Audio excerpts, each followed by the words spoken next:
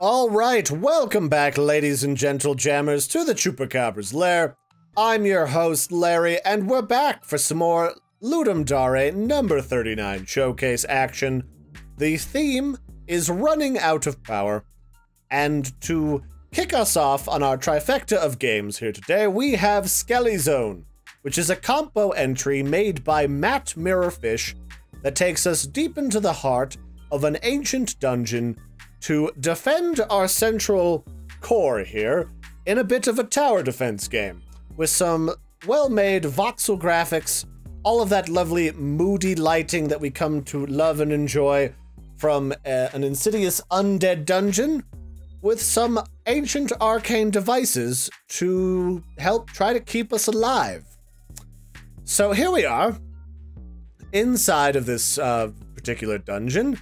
But unfortunately for us, we don't really have a lot of time to ponder our existence, because there's a bunch of evil zombie skeletons pouring through this magic portal. So, well, you gotta do like any undead skeleton would do after waking up from a few hundred-year nap after your necromancer was killed, probably by a hero or a knight or something. And we've got to grab their ancient magical devices and try to stave off the undead horde. Because I don't know if you've ever, like, interned for a necromancer before, but the long and short of it is, once a necromancer dies, and if their well of power ever kicks back up, well, there's really no one to tell the zombies what to do. And they tend to just gnaw at whatever they think might be sentient, in charge, or alive. And that's basically the name of the game in here. We just have to build our lovely towers to zap these skeletons, grab their skulls to both purchase new ones and also refuel them, hence the running out of power theme, and then we just gotta try to stay alive as long as physically possible. Also, we have eye lasers. I don't know if I mentioned that. I frequently forget to tell people at parties that I can shoot death rays from my face, but we also have eye lasers. And I kind of like that theme. It's probably the closest you get in a tower defense game to being completely green and self-sustained, running off of skeleton juice. I mean, I certainly haven't been, receiving any angry or harsh letters from PETA or Greenpeace, so I think I'm doing a pretty bang-up job. And of course, as time goes by, we'll start to get more and more skeletons that want to destroy things, and also more and more of these teleporter or portals will become active. So we gotta stay on our toes and try to keep things running smoothly and make sure everything stays well fueled. Although I gotta say, I'm not really sure what wizard or warlock used to run this place, but kudos to them that their old contraptions are still working. I mean, it's probably been, I don't know, a good couple thousand years. At least, because these old magic well springs don't just kick back running on their own. You gotta usually have them start to get dilapidated after a while before they really start to develop a mind of their own. So, on top of the standard issue towers, I mean, sure, you got towers, Larry, but what do you really have that's cool? I mean, every wizard can throw a firebolt. Show me the real fancy magic. Well, alright, settle down. We got teleporters, alright? We can get you places. You want to go to Baskin Robbins real fast? Well, you just jump in old Larry's teleporter here. I've got it tuned to take you right to the ice cream shop. And you can go get your 41 flavors and come back just in time to get what was his name? Nibbled by the Rancor. We've also got some defensive emplacements we can slap down in the form of boxes. I stopped by Crate and Barrel earlier. Funny enough, Crate and Barrel doesn't always sell crates or barrels. I was actually a little bit offended. If it's in your name, you'd think they'd sell it, right? But turns out, not so much. So they actually had one of their weekend sales that I managed to sneak in and grab a couple of good deals. So I got lots of crates, and those will defend these turrets. Because again, this stuff is old. These are old wizard machines. They haven't been fully tuned up or overhauled in a couple hundred years or so. So they only take one smack from these skeletons before they get overwhelmed, and you've got to build a replacement. So those little embankments, those little crates will help to stave them off just long enough for them to shoot the skeletons and not have them overrun their positions. Although, I'm already starting to get overrun, so I could definitely say that if you're gonna improve this game, you're definitely gonna need to pay attention to some of the balancing in the game, or else you'll very quickly get overrun by basically half the neighborhood, I gotta say. And then beyond that, there's also... Oops, I got eaten. That's the trouble with us old skeletons. We're very fragile. Like, I don't know if you've ever been plundering tombs with Lara Croft, but we're definitely not robust. But we've also got these cauldrons that I can build. I'm not 100% sure how the cauldrons work. I'm guessing they're supposed to help to power our turrets. But so far, I was not able to get them to, like, right-click or anything. Let's see if I can't figure it out. So we've got a cauldron. You can buy it with skulls and slap it down, but it doesn't seem to feed magic into this. What if I shoot it? Oh, okay, so it, like, stores skulls, or maybe it generates skulls. Okay. That's not bad. I guess if you were really trying to frantically run from tower to whoa. My controls just went a little wobbly there. I suppose if you were trying to run from tower to tower and you were getting a little overrun, you could store stuff in there for easy placement inside of turrets. Alright, I guess I get that. Part of what you want in a tower defense game is you kind of want to set and forget for the most part. So aside from refueling everything, you'd probably want these cauldrons to help by spitting and bubbling skulls into nearby empty turrets. Or at least that's what I would hope that they would do. You could certainly have them have a whole wide array of logic, but essentially, this is a really good foundation that you've built in order to start building out a really fun tower defense game. I mean, all you gotta do is have a really compelling story, some towers that work in a set of graphics that make sense to players, and you're essentially good to go from there. So what kind of story could you put in this game? Because we just kind of flop in here, but I would imagine this is a case of the inmates are suddenly running the asylum, where we used to be one of the right-hand zombies or skeletons of our old necromancer boss, and we've woken up deep inside of this dungeon, and we're not entirely certain what's going on. We've woken up next to the necromancer's ancient wellspring of power, which they've been using to raise the undead for probably hundreds of years, and let's say we have to get our memories back because some evil adventurer came in here and killed the poor bastard. I mean, everyone is always angry when you raise grandma from the dead, so they gotta come in and ruin everything. So we can't really remember what happened, but we can guess. But unfortunately, as the only sentient human-seeming thing in here, all of these skeletons want to kill us and eat us. Because they're not actually going for the torch, they're actually just trying to kill us. Although typically in a tower defense game, you try to defend a nexus point. If it was just you, you could probably kite these guys for a decade and a half.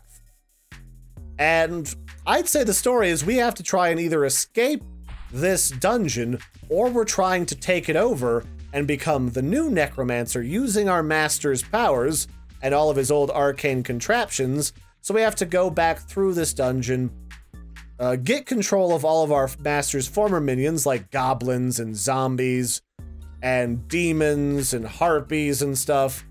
And then once we do that, maybe the adventurers of the overworld catch wind of our evil plot and they start trying to investigate what's going on with that old dungeon. Because they thought it went to sleep hundreds of years ago, if not longer, and suddenly everything started springing back to life. So I don't know, you could do a lot of things with this game, and I would be interested in seeing if you decide to build it out from here. Because you've got some nice graphics. I mean, you don't have to go crazy with graphics in a dungeon defense game or a tower defense game. You just gotta have stuff that makes sense. You gotta have a lovely lighting engine, which you've got, to keep things looking on point and to theme of, well, moody and kind of edgy. And you'd be pretty much good to go, honestly.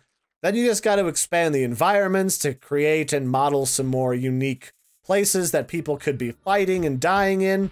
Maybe give our main characters some cool wizard abilities that they could unlock from ancient tomes as they defend and unlock more parts of this ancient lair, and you'd be good. I mean, that's really the depth you're looking for from a tower defense game. You got the towers, you just got to get crazy with them and start adding some cool magical effects that you could think that they would do, and just take off running. And I really enjoy this. I mean, tower defense games are one of my favorite genre of games. So from here, it's just trying to mix and match and figure out what exactly works for you. And it's also nice to see somebody who makes a tower defense game that slightly breaks away from the most generic. Because in the past, I played a lot of tower defense games that were all, here's a tower that shoots really fast and can shoot air and land, and then here's one that slows them down. And there wasn't a lot of variation in between there. This one, it's just stuff is pouring in from all angles. It's almost like a horde shooter, a horde survival game, and you've just got to try to do the best you can with what little you actually have. So nicely done. I like where this is going. It's got good music that you selected, got good graphics, while not supremely detailed. I mean, voxel graphics always go a long way. So nice work. All right, next up, we've got Recharge, which is made by Finn Games. And this is a jam entry that is a platforming escape game where we are a sentient robot created in the far-flung future, and we have decided that we don't really like being treated like complete dirt by all of those hoity-toity humans, so we need to escape through this factory and try to get to freedom and hopefully join up with the robot resistance.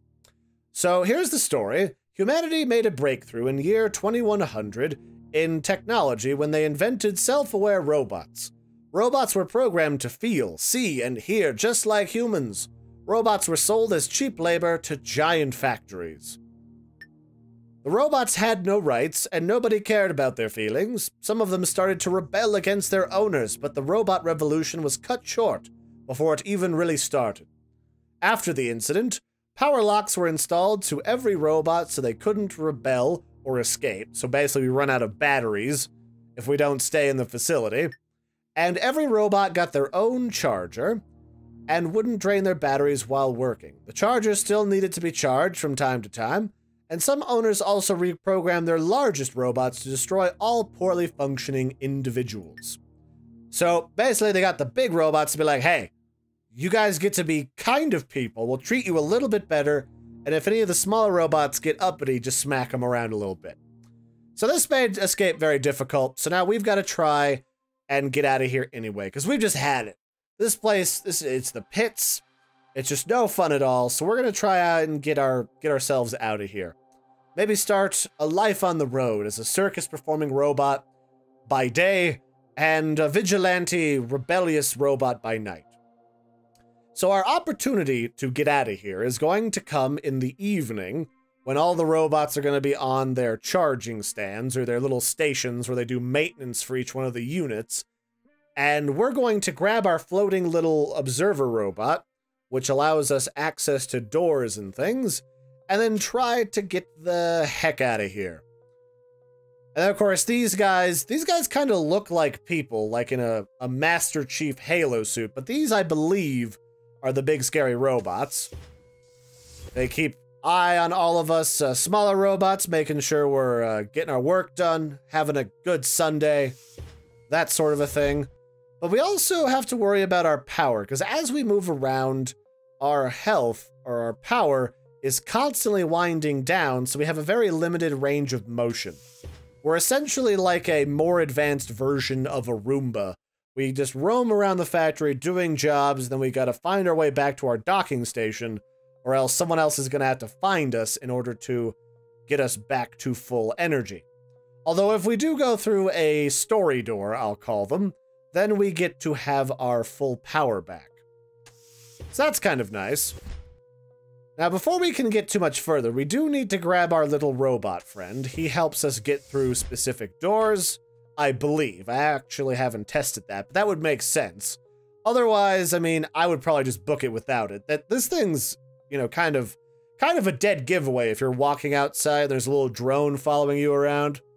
But either way, this is a game full of very standard, puzzly, platformy mechanics, where you just try to get out of here without getting smushed, jabbed, electrocuted, or zapped with an EMP.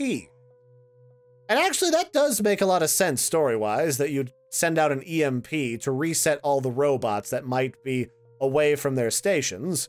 Uh-oh, gotta run, gotta go. Gotta go right now. And while we're escaping, there's also a fair number of story bits like these two robots who are like, hey, Jim 4579, was that was an alarm, was it? Oh, that must mean another one of the drudges is trying to escape. Quick, pop on the televisions and let's see if one of the cameras has picked this guy up. And I like that. Like, this game has a lot of platforming. It's got a fair amount of futuristic, near automata style, like, story mechanics. And that's good. I really appreciate it when people who do the game jam spend some time trying to put in a story, because that can take some time and some doing. And also, here's the first bug I noticed, where when you respawn here, you have whatever power you had when you died. But it's always nice to see a story in the making, because a lot of the gameplay mechanics, while sometimes difficult to implement, those things can usually be taken from inspiration from other platformers, especially because a lot of the different things that you can do are kind of set in stone at this point. But the story is really the thing that's going to set your game apart from other titles and make it interesting to certain people.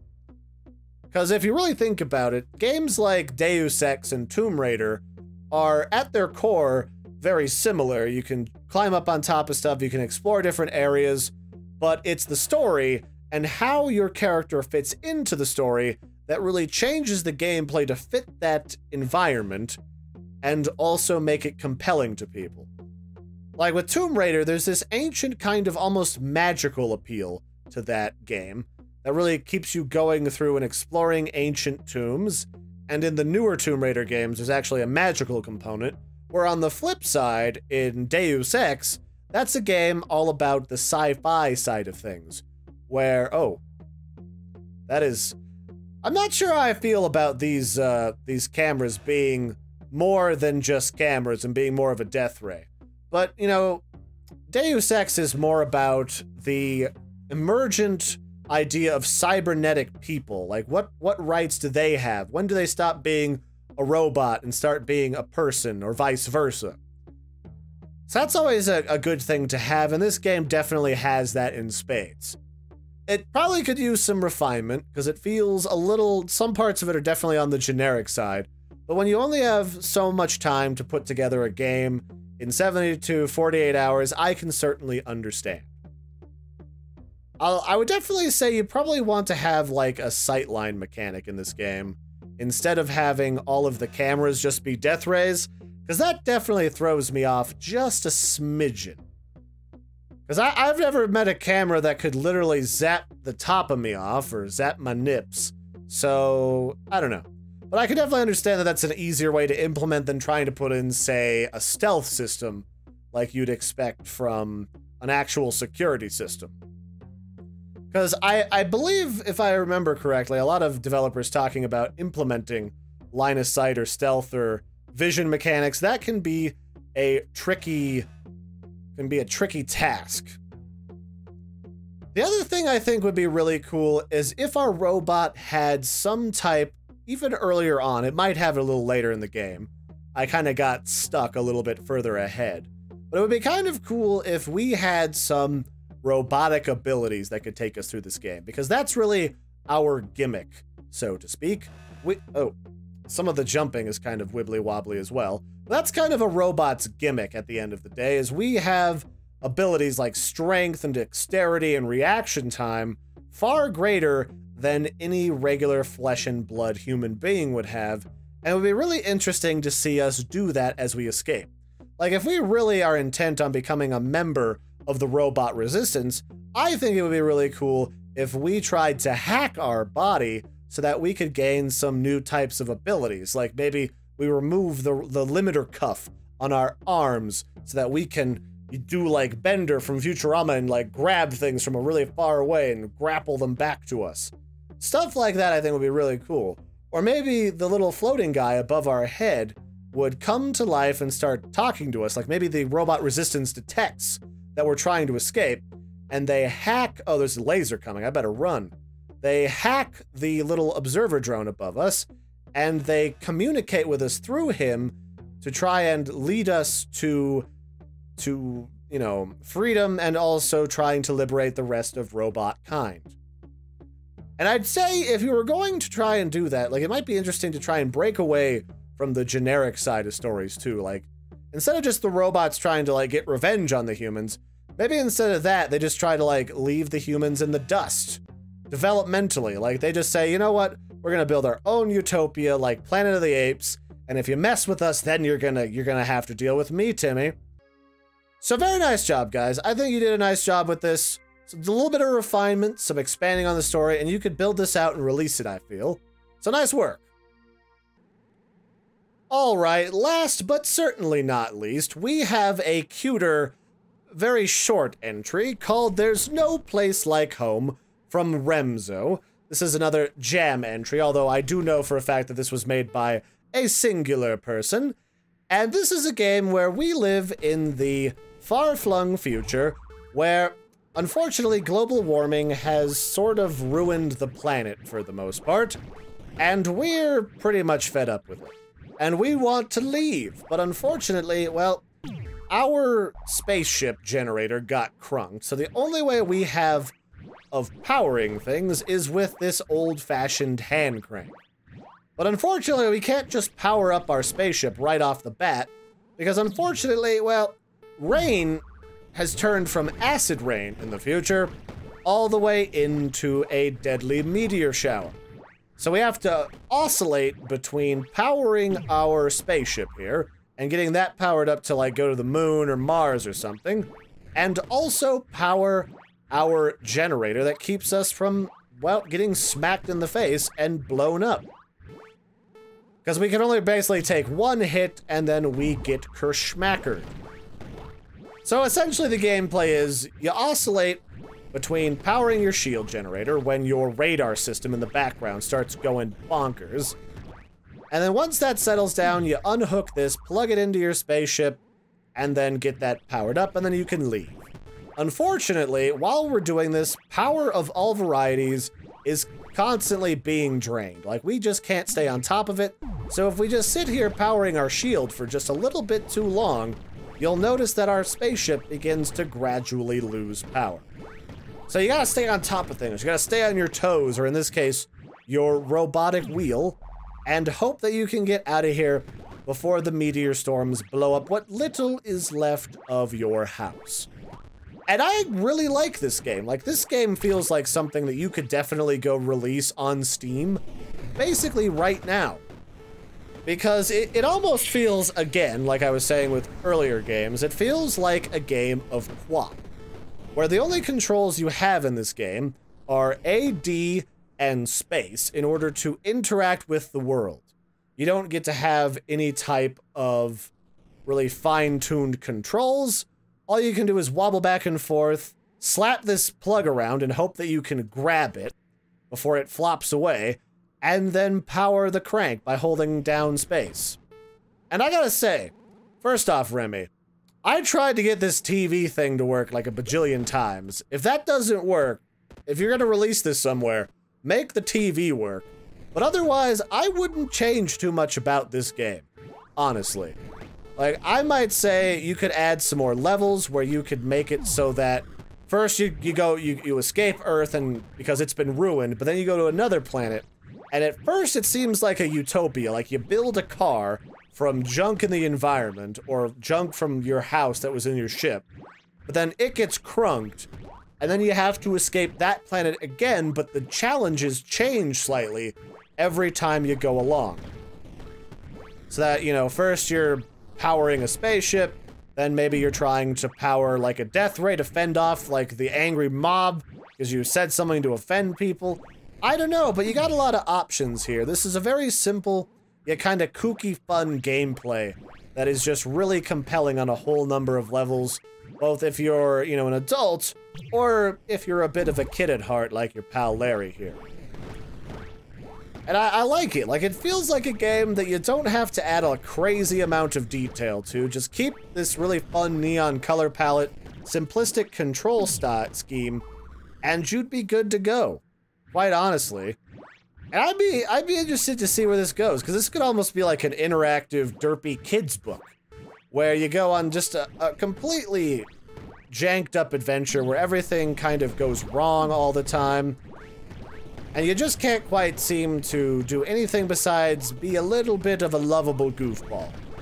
That seems like a good hallmark for this game, but if not, like, I would totally release this game on other platforms, either for free or for paid, because, you know, a refined version of this would be a lot of fun, I think. And also, in between meteor storms, I have been really twitchy.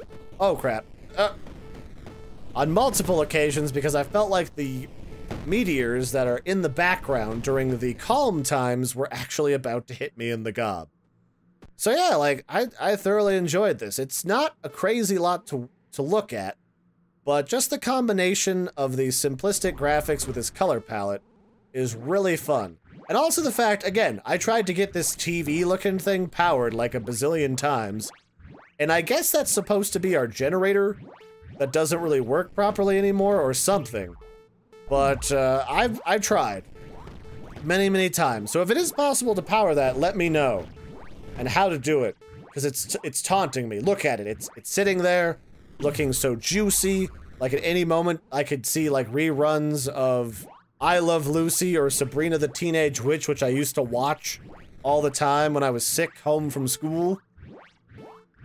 This is getting me all nostalgic too. Like, seriously.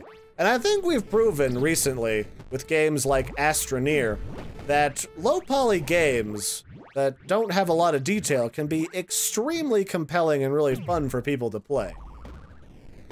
Because if done right, it's a lot like the voxel graphics from Skelly Zone.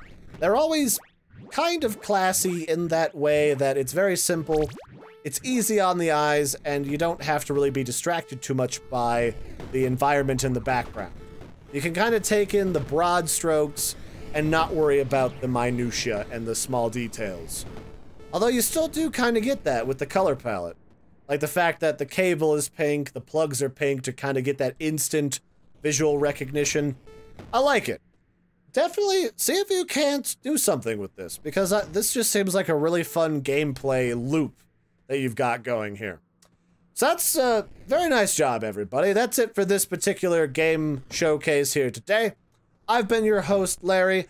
If you guys and gals at home would like to play these games, or if you're also fellow creators and you'd like to rate these games, you can find the links in the video description and check them out for yourselves. And until next time, I've been your host, Larry, like I was saying. Don't forget to like and subscribe, helps me out a whole bunch, and I'll catch you next time. And of course, if you're a creator and you'd like to submit your games, I already have a bazillion games to check out on my list, but I always like to snag them randomly from the list, so you always have a chance to get featured. So slap those into my form below, and I'll catch you next time. Bye, everybody, and have a good one.